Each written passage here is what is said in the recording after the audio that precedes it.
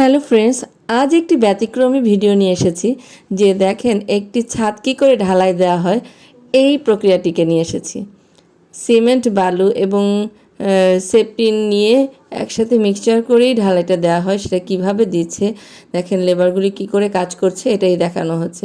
একটি ছাদের থেকে দেখেন একটি ক্রেন নেমে আসলো। এই বক্সের মতো যে ক্রেনটি, এখানে আসলে এই যে মিক্সচার হচ্ছে এই মিক্সচারগুলি ঢালা হবে এবং এই মিক্সচারটি চলে যাবে উপরে। কেননা এখন অত্যাধুনিক প্রক্রিয়া শুরু হয়েছে যে মাথায় করে করে আর উপরে নিতে হয় না, এভাবে করেই নিয়ে যায়, ছাদের উপরে নিয়ে যাচ্ছে। অবশ্য এই ঢালাইটি যে দেওয়া হচ্ছে এটা বাড়িটির একবারেই রোডের সাথে, অনেক সুন্দর বাড়ি, 3তলা ছাদ ঢালাই দেওয়া হচ্ছে। এখন রাস্তার উপরেই অবশ্য এগুলি তৈরি করা হয়েছে এবং দেখেন সেই মিক্সচারটি এসে পড়েছে এবং কি করে এই মিক্সচারটি ক্রেন থেকে ছাদে দেওয়া হচ্ছে, কত প্রসেস, কত প্রক্রিয়ার মাধ্যমে দেখেন একটু কি সুন্দর করে ঢেলেছে। তবে লেবাররা অনেক দক্ষ। আসলে লেবার ছাড়া তো একটি দেশের ডেভেলপের কথা চিন্তাই করা যায় না। এবং ভালো ভালো বিল্ডিং বা যেভাবে যে কোনো ধরনের কাজ হোক না কেন, লেবারদের তো আসলে ভূমিকা আছেই। লেবার ছাড়া তো আসলে একটা দেশ কখনোই সুন্দরভাবে উন্নতি করতে পারে না।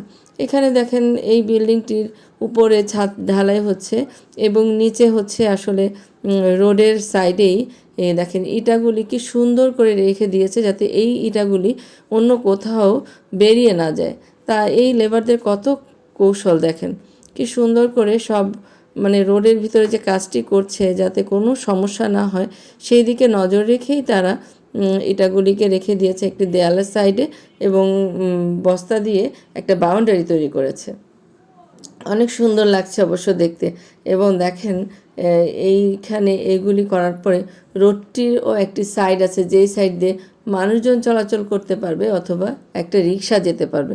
এত সুন্দর করে করেছে, চিন্তাই করা যায় না। আমি তো আসলে খুব অবাক হয়েছি যে এত সুন্দর করে এত বুদ্ধি দিয়ে লেবাররা কিভাবে কাজ করে। আসলে তারা কাজ করতে করতে তাদের আইডিয়া হয়ে গেছে। এখন দেখেন এখানে ছাদে এই কংক্রিটগুলি কি করে তারা একসাথে মানে প্লেন করে ফেলছে। এগুলি যখন ক্রেনে ঢালা হয় তখন তার প্লেন থাকে না, কিন্তু তারপরে তারা তাদের দক্ষতা এবং এফিসিয়েন্সি অনুযায়ী তারা সুন্দরভাবে এগুলিকে সমান করে ফেলছে।